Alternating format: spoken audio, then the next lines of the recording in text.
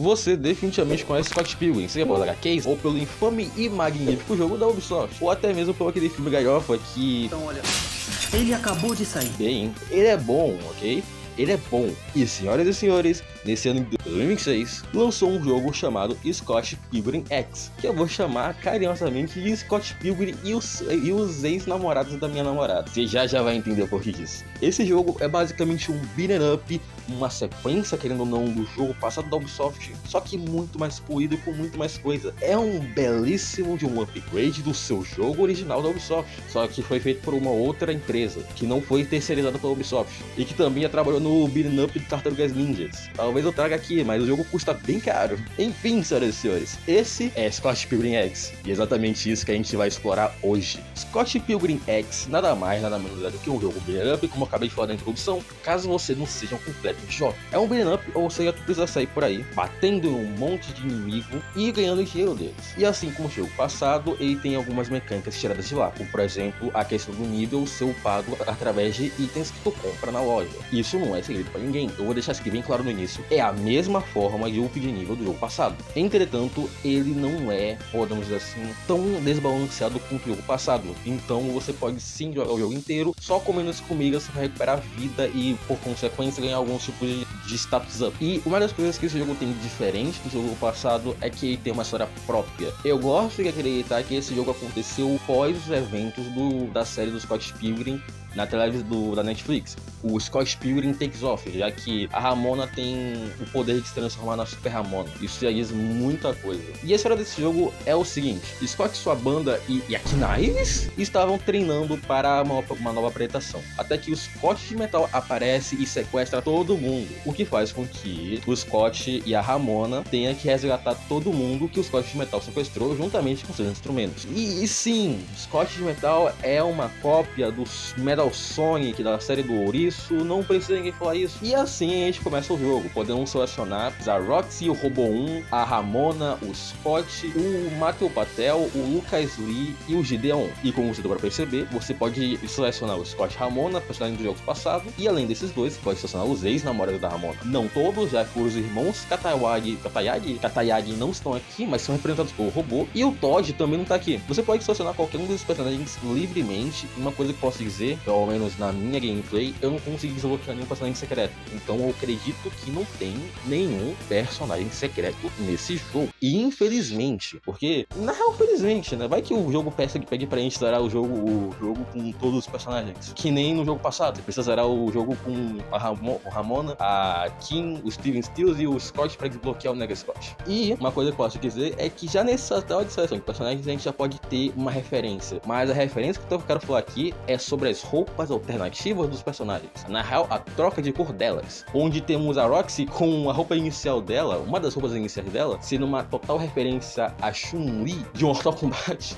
Brincadeira, a Chun-Li de Street Fighter. E o Gideon tem uma roupa que faz referência a um streamer gringo muito famoso, que é muito engraçado, Lighterial. E eu não estou mamando a bola dele, é realmente engraçado. Eu dou risada assistindo esse tipo de cara. Não mais risada quando eu tava assistindo o Irônico, que eu já me please, mas ainda assim, esse cara é engraçado. E ele também jogou Sonic 6. Sonic 1.6. Eu sinto inveja desse cara. E não só isso, você também pode desbloquear roupas novas durante a aventura, só que eu não consegui pegar mais nenhum outro tipo de referência. Claro, você pode desbloquear a roupa do Nega Scott e da Nega Ramona, mas foda-se, ninguém liga. Eu acho.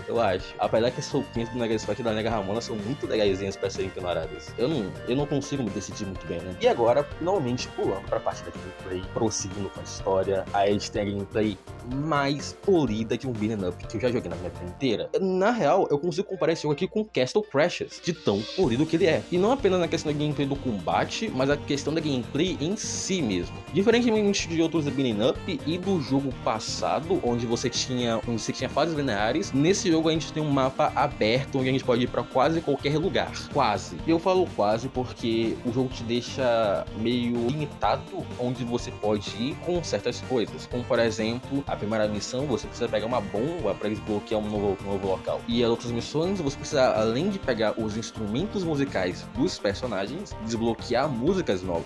E nessa primeira parte, a nossa missão é entender o porquê Porque Carados tem uma praia no meio de uma vizinhança. Isso acontece por conta das rifes temporais que um certo grupo de pessoas acabou abrindo. A gente já vai chegar aí. Tá muito mais pra frente no roteiro, mas a gente já vai chegar aí. E é aqui que a gente começa o modo história de verdade. O modo história ele é dividido em eventos / missões. O jogo tem um total de 12 missões e cada missão você pode fazer no momento que você quiser. Claro, você precisa fazer as missões para desbloquear novos locais. E é aqui que esse jogo brilha, pelo menos pra mim. A maior parte dos vilões que você encontra nesse jogo dá pra serem claramente reskins de vilões que você enfrenta no jogo passado. Como, por exemplo, o humano que rapta Kim, eu posso colocar ele claramente como Gideon. E temos muitas interações com ele, viu? Ou então, o Luke que você encontra numa estação de trem, que claramente é alguma parte, alguma personalidade ou uma pessoa alternativa do Lucas Lee. E não só isso, como a maior parte dos vilões tem algum tipo de referência que você pode pegar. Pode ser referência do próprio universo do Scott Pilgrim, ou pode ser referência de outros universos, como por exemplo Castlevania. Não tem como negar. A Lady Envy é claramente uma referência de Castlevania. Eu acho, eu não tenho certeza. Eu posso estar falando merda. Na real, eu tenho certeza que eu tô falando merda. E tem muita mais coisa envolvendo referência nesse jogo, que eu não consigo citar todas. Poxa vida, tem referência até nas armas que você pega durante o jogo. São referências atrás de referências atrás de referências. Inclusive, o último boss desse jogo é uma grande referência a Metroid, com o boss final parecendo muito a Mother Brain. Quem caralho usa Mother Brain, eu duvido que você saiba quem é Mother Brain. E claro, todos esses problemas do modo história só estão acontecendo tanto por conta do Scott de Metal, que isso é revelação outro personagem no final do jogo, com outra referência a Mega Man, e também serem causados por 3 irmãos misteriosos, que são donos da G-Corp, que aquilo, G-Corp, o nome de um dos vilões é literalmente Gideona, o nome de outro é BBG. Eu acho que eu sei quem é o pai deles, mesmo que não esteja no jogo explícito quem seja esse pai. E você quer mais referências? Aqui vai mais referências. Eu tenho certeza também que esse jogo se passa após os eventos do Scott Pilgrim Takes Off por conta das interações do Gideon com certos inimigos. Sim, temos interações. Esse jogo tem balões de fala e cada personagem tem sua própria fala com outro personagem. Como, por exemplo, o Gideon tem falas onde ele se redime sobre seu passado. Por exemplo, na luta contra o Ned Captain, ele manda um cara raptar garotas para obrigar elas a fazerem o que você quiser. Não é legal. E agora eu sei disso. Ou então o Mateu Patel conversando com a demônio, que ela tendo que explicar o porquê ela não tá mais seguindo as ordens dele. Cada personagem tem sua própria linha de diálogos e suas próprias interações no jogo durante o jogo inteiro. Isso te incentiva muito a pegar outros personagens pra jogar durante o jogo. Obviamente fazendo isso no Indie+, porque ninguém é maluco. Mas isso te incentiva muito a fazer isso no Indie+, pra você descobrir interações novas entre os personagens. E é muito interessante, não tem nem como você negar isso. É muito interessante. E por último, mas não menos importante, temos as questões das assistências, que eu esqueci completamente o que eu tinha que falar. O jogo passado tinha sim assistências, só que as assistências eram travadas por personagem. Nesse jogo não, qualquer personagem pode ter a assistência que ele quiser, e temos muitas assistências com habilidades diferentes, como por exemplo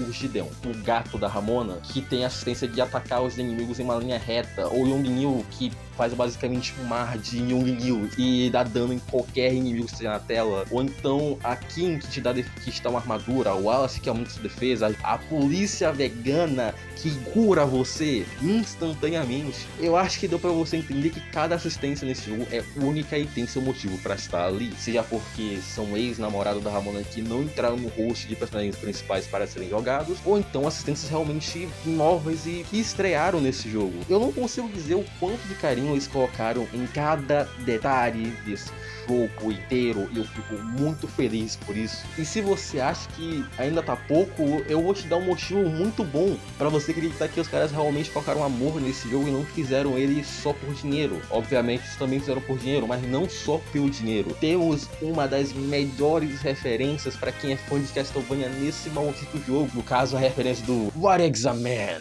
A Nile Tales of Secrets. Eu falei isso totalmente errado. tá? Um pouquinho errado, 90% certo, né? Mas é uma clara referência à dublagem horrível do Castlevania. Agora não me lembro de qual, mas era um Castlevania de PS1. Eu acho que deu pra entender já, né? Que esse jogo é muito bom. Eu não vou dizer qual é o plot completo desse jogo, eu só quis contar um pouquinho do início da história pra dar o contexto sobre esse jogo, mas eu só falo uma coisa: jogue esse jogo por conta própria e você vai perceber o quão bom esse jogo é. Você vai entender o porquê eu não paro de elogiar esse jogo em todos os aspectos. A música é muito boa, o combate é muito polido, a história é legalzinha de se acompanhar, os personagens têm suas próprias variações de movimento, tudo nesse jogo foi feito com muito amor e carinho. Não tem como você falar que não foi. Então, é aquilo, jogue o jogo e tenha sua própria experiência. E jogue esse jogo com amigos. Jogue esse jogo com os amigos é muito mais divertido do que jogar sozinho. Mas enfim, esse é o vídeo de hoje, um vídeo bem animado, né? E dá pra perceber que eu troquei de microfone. Não tá sendo mais o microfone do celular, tá sendo um microfone diferente. Eu espero que não tenha tão estranho assim ficar ouvindo minha voz desse jeito. Mas a partir de agora vai ser, os vídeos vão ser feitos assim, querendo ou não. Então aqui, com isso, eu te dou um adeus. Até um próximo vídeo, se Deus quiser. Que a gente vai falar sobre um jogo indie bem legalzinho que eu não consigo não amar também. Até lá, se cuide.